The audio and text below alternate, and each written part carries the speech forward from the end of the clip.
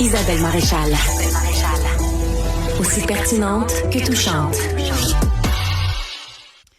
44% des patients inscrits à un groupe de médecins de famille consultent un médecin, qui veulent voir un médecin, sont vus ailleurs que dans leur propre GMF.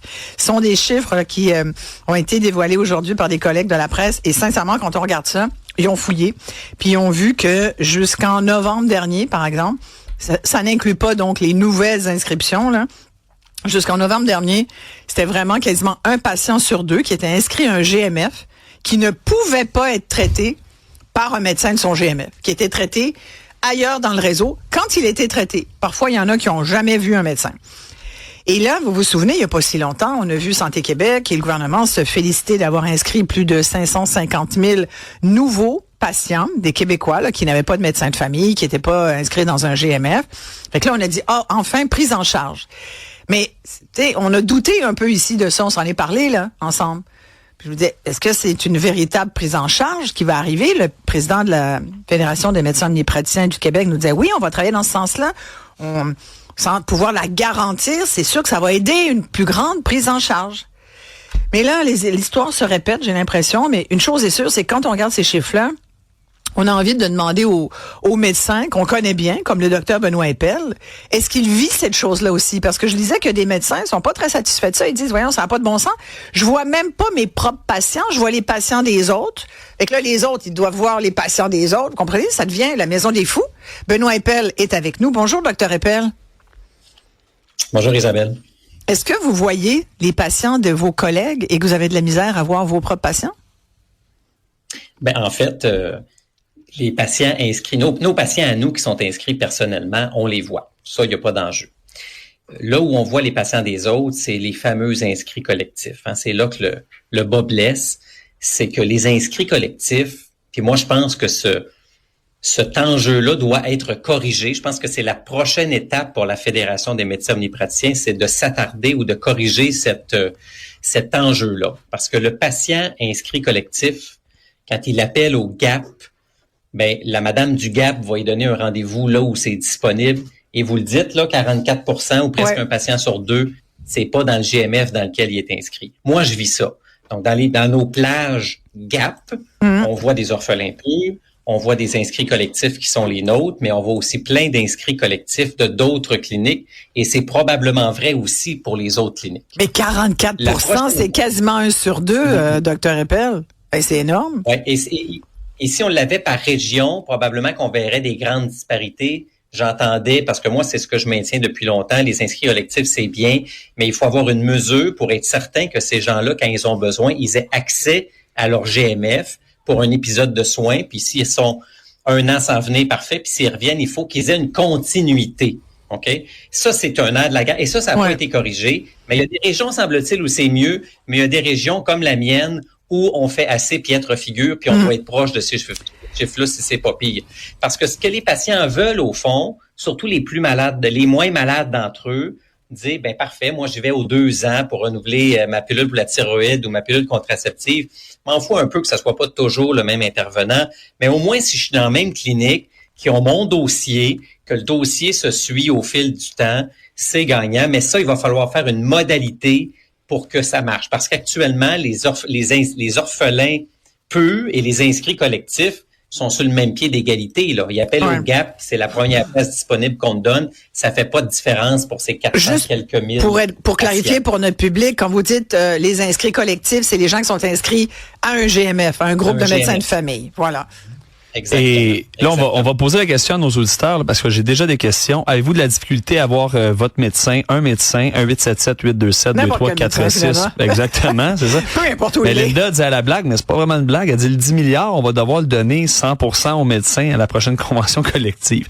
Ça, c'est un point de vue qui est de Linda. Mais en effet, je veux dire, si moi, par exemple, je suis inscrit dans un GMF et je finis dans un autre, est-ce que je peux être certain que mon dossier, que ma prise en charge va être adéquate dans ce nouveau-là? Puis là, est-ce que mon vrai GMF, lui, va être au courant de moi, mes traitements que j'ai eu dans l'autre? Tu sais, vous comprenez ce que je veux dire? Ça peut être facilement perdu dans l'espace. Ça dépend s'ils ont des bons fax. Ben c'est ça. C'est juste savoir si ça suit au moins à travers ça. Bonne question, Dr. Eppel. La réponse à ça, elle est simple. Quand je parle de continuité, Oui. c'est que chaque GMF a son dossier, puis ces dossiers-là vont pas se parler nécessairement entre eux en fonction des systèmes qui sont utilisés. Donc, la réponse à ça est non. Ah. Et l'avantage d'être toujours dans le même GMF, c'est que quand vous êtes venu l'année passée, je suis capable de lire ce qui s'est passé puis de faire un suivi de ça.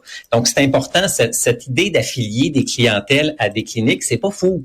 Mais il faut qu'il y ait un suivi lorsque nécessaire, puis idéalement un suivi dans un milieu, même si c'est pas toujours le même intervenant, dans un milieu qui est stable. Et c'est ça l'idée. Et c'est ça la modalité qui devra être mise en place par la Fédération dans le nouveau mode de rémunération, parce que sinon, ça donne rien d'inscrire des inscrits collectifs. Les 550 000, à droite à gauche. Exact. Les 550 000, on s'est pété les bretelles et qu'on avait 1,5 million de Québécois nouvellement inscrits, individuels, mais beaucoup aussi via des GMF, les collectifs, là. Elle est où la garantie de prise en charge vraiment, là, par ton GMF? En fait, tu as tout à fait raison, Isabelle. Puis moi, le chiffre, je le connaissais pas. Je l'ai appris avec cet article dans les journaux. Ouais. Sur les 550 000, il y en a 70 000 qui sont inscrits individuellement. Ouais. Eux, c'est facile. Ils vont appeler à la clinique. Le médecin va être vu. Bon, vous savez, je n'ai pris 130. Les 400 quelques autres mille. 486 000, ouais. 486 000, eux, ils vont appeler au GAP. Ouais. Le GAP va leur dire, oui, on a un rendez-vous. Non, on n'a pas un rendez-vous. Ah oui, j'en ai un 50 km de chez vous, mais pas la même place la dernière fois. Eux, ils n'en ont pas de garantie. Évidemment, on sait que les inscrits collectifs, ils ont moins de rendez-vous que les inscrits individuels. Il va falloir qu'il y ait un rééquilibrage un moment donné entre les deux. Peut-être que les inscrits collectifs qui sont parfois un petit peu chanceux dans leur consultation, ils en ont un petit peu plus que les autres, mais il va falloir rééquilibrer entre les différents groupes pour offrir une certaine équité d'accès. Ouais, mais quand tu dis des fois les patients ils se font offrir un rendez-vous à 50 km, c'est pas exagéré, il y a des gens qui disent ça. Et c'est pour ça que parfois le patient fait comme ben là non, moi je peux pas aller là. Comment veux-tu que je me rende? Il y a des gens qui ont Ben c'est ça. Regarde, j'ai un exemple ici, je ne suis pas capable de prendre un rendez-vous avec ma médecin de famille. Donc là, je dois passer par les 100 rendez-vous en espérant avoir un suivi avec ma médecin de famille. Je sais pas si vous comprenez. Donc, pour pouvoir avoir accès à ma médecin de famille, elle doit passer par un sans rendez-vous qui lui permet de la clinique de sa médecin de famille. Genre. Fait que là, elle appelle. Il faut que tu appelles la veille avant 6h30 du matin. C'est souvent ça, là. Ouais. Bonne chance, là. Puis là, tu vas être vu dans combien de temps? C'est ça. Dr. Eppel? C'est ça. Il faut savoir quand même, Isabelle, il y a les cas, il y a des gens inscrits individuellement à un médecin de famille qui ont de la difficulté d'accès, c'est tout à fait vrai, mais il y a une tonne de médecins, et j'en suis, à peu près tous les médecins dans ma clinique, qui ont adopté des modèles de pratique qui nous permettent de libérer de la plage tous les jours. Moi, tous les jours, je vois des patients qui ont appelé le jour même. Alors, je pense que oui, il y a encore des médecins qui n'ont pas adopté ces bonnes pratiques-là, mais il y en a une tonne qui laissent des rendez-vous de dernière minute puis qui voient les patients quand on a besoin. Personnellement, mes plages horaires ouvrent pour les 2 prochaines semaines. Donc, il n'y a pas de rendez-vous dans 3, puis dans 4, puis dans 5 semaines. Okay. Souvent, 72 heures sont vues. Mais c'est pas tous. Je suis d'accord avec ça, mais il y a quand même des changements qui sont faits dans la pratique de plus en plus. Ouais, la Fédération des médecins omnipraticiens a réagi, entre autres, à cette situation-là, ces chiffres-là. Ils ont rappelé que c'est le GAP qui donne les rendez-vous médicaux aux patients. Les groupes de médecins, eux, sont tenus d'offrir une plage de rendez-vous par année pour chaque patient qui est pris en charge collectivement. Une plage. Ça, c'est comme... Exactement. Dans l'entente. C'est quand on s'engage, comme je vous ai déjà raconté, si j'en prends 1000 inscrits collectifs, je dois offrir 1000 plages. 1000 plages, c'est ça. Mais on sait qu'un patient inscrit individuellement va consommer entre 2 à 2,5 plages horaires. Ouais. Donc, c'est pas assez.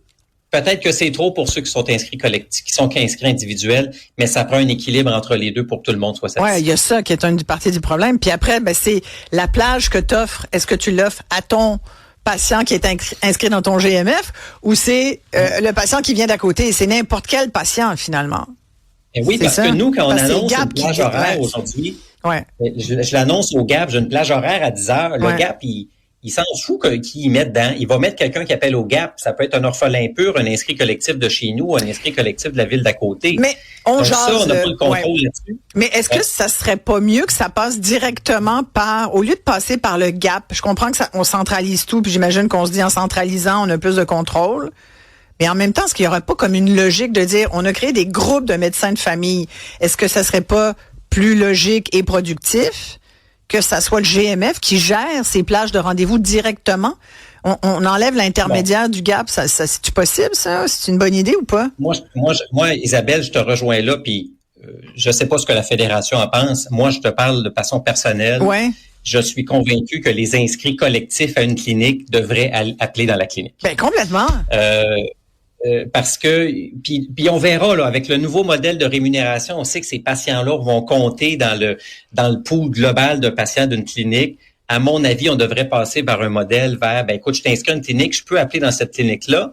Puis, ça sera peut-être pas toujours le même médecin, ça va peut-être être un petit groupe de médecins, puis je vais varier, mais au moins j'ai un accès, puis je me fais pas niaiser au GAP. On verra ce qui va se produire. Je pense que dans les prochaines étapes, ça devrait être un élément qui va être réfléchi. Et surtout qu'il y a parce qu'actuellement, quand ils appellent au GAP, ils sont sur la même ligne de départ que les autres. Puis ça marche pas. Ça a l'air qu'il y a le docteur Marcel Guilbeault, je sais pas si tu le connais, directeur médical du département territorial de médecine de famille en Outaouais. Lui, un peu comme toi, il a dit, hey, ça n'a pas de bon sens. Finalement, j'ai 400 personnes inscrites collectivement dans mon GMF. Je vois toujours ceux des autres. Mes patients sont vus ailleurs. Il s'est dit, il faut qu'on règle le problème. Fait que lui, il a demandé au GAP de diriger les patients vers son GMF. Fait que j'imagine que chaque GMF peut appeler au GAP puis le demander, mais en tout cas, lui, il le fait, puis il dit, à son avis, les cliniques peuvent s'organiser pour trouver elles-mêmes une place à leurs patients beaucoup plus directe. Est-ce que ça devrait pas être ça, la nouvelle façon de faire? T'sais, lui, il l'a fait. Est-ce que, toi, ton GMF, as-tu ça, un directeur médical du département territorial? Bon. Oui, mais c'est ça. Chaque région pourrait s'organiser. Il pourrait appeler chaque région. Mais tu sais, ça pourrait être la nouvelle façon de faire. Là. Ben, tout à fait. Est-ce que les gens aiment du GAP? C'est qu'il y a une espèce de tri. Donc, ils sont évalués par une infirmière, elle les envoie à bonne place, puis tout ça. Les gens aiment que les patients soient un peu triés. Ouais. Ça, c'est le côté positif du GAP. Mais effectivement, ça fait qu'il y a une forme de difficulté d'accès avec le GAP, puis que le bon patient n'est pas nécessairement à la bonne place. Mais moi, je pense que cette idée d'accès direct dans la clinique doit être réfléchie parce que sinon, ça donne rien d'être inscrit collectif. Effectivement. Et il y a il y en a qui réagissent beaucoup, là. Ouais. Tu sais, est-ce qu'il y a, là, quelqu'un nous rappelle encore une fois, est-ce qu'il y a plus de docteurs par habitant aujourd'hui qu'il y en avait autrefois? Ça, c'est Jean-François qui pose la question. Comme quoi, il trouve pas ça trop positif, là, ce qui se passe en ce moment. Puis il y a Ronald qui a reçu sa lettre du GMF. Ah, ben et oui. dit depuis, criquet. On a-tu un bout de criquet pas loin, Sébastien? Puis il poursuit, il dit, vous êtes inscrit. Voilà. Je vois toujours une super infirmière. Je suis chanceux. Oui. Je suis même avec MOPC. Qu'est-ce qu'il veut dire par MOPC? Sais-tu? Bref, incroyable de ne pas avoir de médecin, mais j'aime mieux mon infirmière étant professionnelle et sachant qu'elle se soucie de moi et pas un médecin qui ferait ça. Donc, lui, il apprécie grandement son infirmière. Tant mieux, mais je pense qu'il y a beaucoup de médecins qui se soucient de ses patients. Là, on sent la frustration. Mais ça aussi, c'est une chose que les gens s'habituent tranquillement. C'est que pour obtenir des soins, ça sera pas toujours le médecin non plus. Puis il y a encore des patients qui nous disent non. Ils appellent, qui ont une raison qui peut être réglée par l'infirmière. Ils disent non, moi je veux mon docteur. Ben, il y a ça aussi qu'il faut mettre dans les mœurs. Ça c'est peut sûr. que ton suivi soit pas toujours fait par le médecin. Ben, tu parlais tout à l'heure de renouvellement de prescription. Dans ces cas-là, sincèrement, mais tu sais, il y a des pharmaciens. Normalement, sincèrement, moi je pense que ça devrait être le pharmacien, là, avec le gros bon sens. C'est sûr que si c'est des opioïdes, puis bon, on comprend peut-être qu'il faut que le médecin vérifie tous les 2 ans, voir où en est la situation du patient. Là. Il y a sans doute des médicaments dangereux qu'il faut contrôler, puis c'est important de voir son patient. Mais sincèrement, il devrait y avoir une plus grande conversation entre le pharmacien. J'avais une amie qui avait une infection urinaire la semaine dernière, Benoît. Je te jure, amené pour me dire, c'est rendu que les patients entre eux ils se disent, coudonc, entre filles, on se dit, t'as-tu du Cipro, parce qu'on n'est pas capable de voir personne. Puis quand tu as une infection urinaire, c'est maintenant. Tu veux pas voir ils y ont donné un rendez-vous dans 10 jours. 10 jours! Ben voyons donc. D'abord, il y a un risque d'infection plus grave. Ça peut dégénérer. C'est insupportable. Tu peux pas fonctionner, tu peux plus réfléchir. Tu penses juste à ton infection urinaire. Fait que comment ça se fait que et là, elle avait déjà eu des prescriptions de Cipro. Et je dis Cipro parce que c'est le médicament là qui est le plus. On est d'accord là-dessus. Oui. La pharmacienne a dit. Écoute, j'ai failli t'appeler. Là, la pharmacienne a dit, je ne peux pas vous aider. Elle pleurait devant la pharmacienne pour dire, écoutez, je vous en prie, quand je vais pogner mon médecin de famille, il va me faire une prescription, je vais vous la donner, vous allez être correct par rapport à la RAMQ. Tu comprends? Ça arrive des fois. Regardez, là, je l'ai pas, la prescription, mais il y a pas on de a donné jugement. le doigt aux pharmaciens, mais les pharmaciens sont encore très protocolisés. Pas de passer, ça fait moins de 2 ans, Ils ont plein de critères d'inclusion, d'exclusion, ce qui fait que des fois, ils n'ont pas la liberté qu'ils devraient avoir pour traiter ce genre d'affaires-là simple. Mais ça, c'est des choses qui pourraient se régler, mais comme tu sais, qui prennent extrêmement de temps pour plein de raisons. Moi, sincèrement, j'en suis revenu à dire, tu sais, il y a du monde qui retarde le groupe, là, puis on peut-tu juste gérer gros bon sens? Logiquement, t'as une patiente en face de toi, t'es pharmacien, tu peux y renouveler sa prescription. Visiblement, elle a mal. C'est ça ta job, de soulager. Ben non, moi je soulage pas. Moi, c'est le médecin qui soulage. Moi, je fais juste prendre la prescription du médecin. Tu comprends? C'est comme, voyons. C'est pour ça qu'on est dans la maison des fous, puis que ça va continuer d'être de même si on change pas notre mentalité où chacun veut participer à faire avancer la roue. Sinon, là, on va être encore derrière tout à l'heure, là. Faut pas oublier aussi le bouche à oreille. Oui. Martin de la Rive-Sud, il dit le gap était tellement inefficace que j'ai utilisé le fameux bouche à oreille pour trouver un médecin qui peut prendre en charge mes 2 enfants. Par chance, j'ai trouvé et avec le temps, pendant les visites, cette médecin nous voyait souvent et là, nous sommes devenus en fait des patients, ces fameux patients, c'est fidèles, c'est-à-dire sur sa liste, parce que en tant aussi que parents, ces 2 parents-là sont des cas lourds. Avec 2 enfants aussi qui ont besoin souvent de traitement. Donc là, ça a fonctionné comme ça. Mais à la base, tout ça, on revient en arrière. C'était juste parce qu'ils ont été recommandés. Donc, voilà, bouche à oreille. Puis c'est vrai, j'en ai plusieurs dans mon entourage, c'est comme ça. Puis moi, j'en ai plusieurs dans mes patients. Tu sais, combien de patients j'ai pris parce que c'est le conjoint ou la sœur qui les amène même pendant le rendez-vous pour qu'on les prenne, les gens font pitié, on n'est pas capable de dire non. Mais ça, puis en plus, il manque entre 1500 et 2000 médecins de famille, ça paraît à un moment donné. Ouais, puis ça, Benoît, on va se le dire. Tu sais, quand tu dis, j'ai accepté le conjoint, puis j'ai accepté les enfants, ça s'appelle médecin de famille. Prends la famille au complet. T'en prends un, prends la famille. Ouais, mais c'est parce que c'est comme. Oui, mais tu vois, moi, j'en ai pris 130 nouveaux, mais les 130 qui sont venus m'ont tous demandé de prendre quelqu'un. C'est sûr. Le 260 devient 400, devient 500, devient le Québec Imagine la prime, mon cher ami. Imagine, chick, hein? Ouais, à vous? Je serais peut-être en burn-out, mais tu sais, c'est juste que c'est pas juste le conjoint, c'est les enfants. Puis là, quand c'est les enfants, c'est leurs enfants, puis la sœur, puis le beau-frère, puis le nouveau chum. Maintenant, il y a une capacité humaine que chaque médecin peut faire. Puis s'il en manque 1 millier, 2 milliers de médecins, c'est sûr qu'on peut pas tout prendre ça sur nos épaules. Il faut une collaboration, comme tu l'expliques, des autres professionnels. Merci beaucoup, en tout cas, Benoît, de prendre toujours le temps de nous parler. Là, ta pause est finie. Il faut que tu retournes, je sais. Merci d'avoir... Merci. Merci de faire ça pour nous. Docteur Benoît Eppel, médecin de famille en Estrie. On va s'arrêter ici. On poursuit sur ce sujet-là, parce que là, vous êtes nombreux à nous témoigner de ce que vous vivez. Et il y en a beaucoup là, qui essayent de s'arranger, des patients, parce qu'il n'y a pas de prise en charge optimale partout. Il y en a qui en ont, il faut quand même le dire. Il y en a qui sont contents et de leurs pharmaciens qui se sont magasinés ou de leurs médecins qui disent... Il y en a un, Guylaine, qui dit, moi c'est fou, là, j'ai eu une médecin de famille il y a 2 ans, bon suivi, puis finalement, il a pris aussi mon fils, fait que là, elle va bien, ça va bien. J'espère qu'elle ne prendra pas sa retraite. Mais après la pause, je vais vous présenter cette jeune femme de 28 ans là, dont je vous ai parlé tout à l'heure, qui souffre d'endométriose et qui... n'a pas de suivi. Elle doit avoir une chirurgie. C'est 30 mois d'attente. Et là, pas de médecin pour la prendre en charge. Je veux dire, tu sais, quand on dit la maison des fous, c'est ça qu'elle vit. On lui parle tout de suite après ceci. Restez là, tout le monde.